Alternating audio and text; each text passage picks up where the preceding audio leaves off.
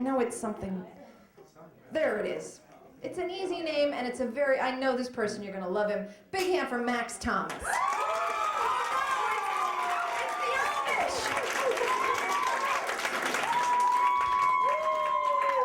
What's up? You ever open the fridge, grab a carton of orange juice, and lift it with way too much force because you swore it'd be heavier? Because the last fucker who drank it only left half an eyedropper's amount of juice in the bottom of the container. Because they don't have to go through the oh-so-painful process of throwing the bottle away. Top it off, they didn't even screw the cap on correctly. There is no way to justify being that lazy. Even if I was rooming with Christopher Reeve and he did that, I'd tell him to get his lazy fucking little ass out of his little tiny chair and to fucking fix it. Okay, so you grab the bottle of orange juice, you fucking smash it into the roof of the fridge, it explodes all over you, and you're left standing there. Half of you proud of your newfound incredible strength. The other half of you thirsty and depressed, because you're covered in a sticky orange fluid. Looking like Big Bird just broke into your house and ejaculated all over you.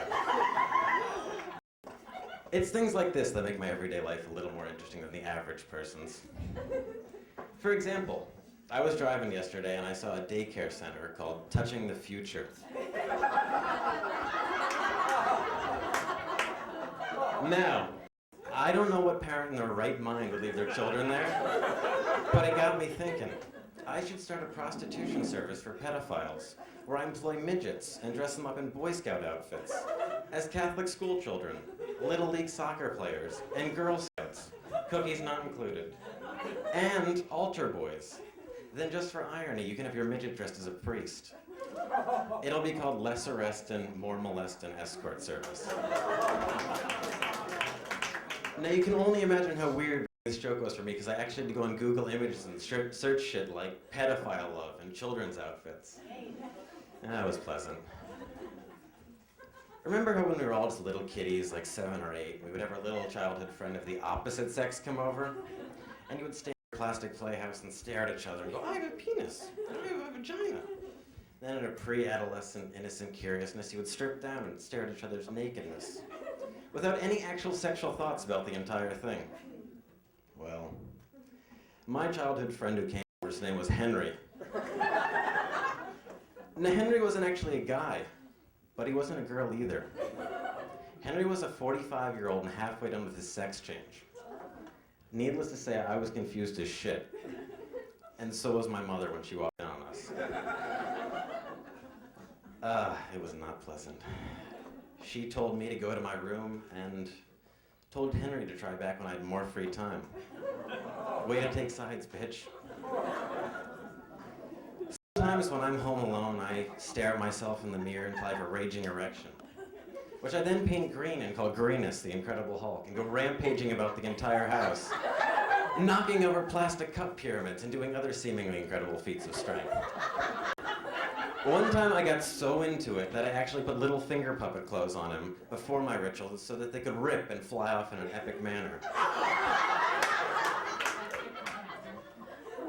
You all probably don't even understand what I'm all about.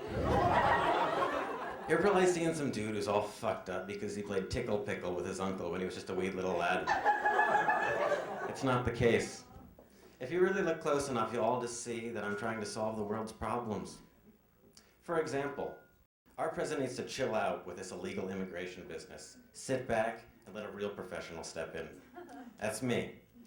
Now, I'm not going to pretend that this perfect solution took me weeks to construct. The truth is that when you're stuck up in a tree for hours waiting for the firefighters to coax you down, you come up with some pretty interesting shit.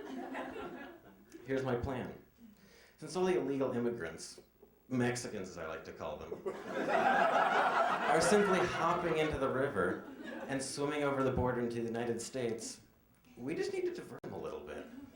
What we need to do is dig a channel from the end of the Rio Grande and all the way up into Canada.